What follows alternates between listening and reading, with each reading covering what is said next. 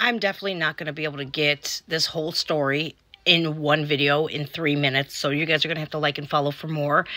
And if you can relate, leave some comments down below. But anyhow, when I was 19 years old, I met this really obnoxious and loud and rude and crude guy, right? And I immediately was attracted to him, and I just don't know why. I don't know why, because there was every red flag presenting itself to me, and I was just, my grandmother hated him from rip. Immediately, she's like me. She's very, my ability was sleeping at this time, but now I'm so able to read people, and I pay attention to red flags today. So anyways, I ignore all these red flags, and I start dating this guy, and immediately he's insulting me to my friends and my family, and playing it off like, nah, I didn't do that. He had my car. He would drop me off at the strip club and make me work, and of course spend my money, and give me money, because his lame ass didn't work.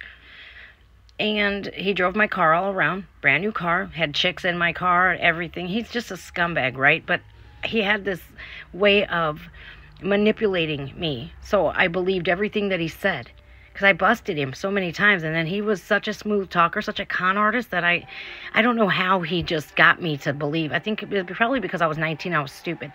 So he moves out to Las Vegas from Cleveland, Ohio, and I follow him. My stupid ass follows him, because he ignored me for about, I don't know, 4 or 5 days, and then he ran out of money. And then he called me, come to Vegas, of course. So I had to take all my money and come to Vegas to rescue him, right? So we're in Vegas. We decide to get a place there. Of course, I have to get in my name. I have to pay for it. I have to furnish the place, everything. He makes me go work in a strip club about a month after moving into that apartment, right? I'm isolated. I have no friends, no family, no nothing. He makes me go work in another strip club. Well, about a month and a half after moving into that house, he slaps me across my face, open hand slaps. That was the first incident of physical violence. And I was shocked. I was like, oh my God, I'm going to have to definitely do a part 2 to maybe part 5, part 10 of this, because this is just the first instance, and there were 7 years of it. And so that first open hand slap left me completely like mortified. Like, how could he do this? And then of course he manipulated me and says he gaslighted. He manipulated, and I believed him. He said he'd never do it again, and of course, he did it again. So I moved back to Ohio, and I'll have to do this in part 2, but even the people from my club where I was at were like, you're going back home. They even got me a ticket and got me to the airport and packed my stuff. It was crazy. Like and follow for part 2.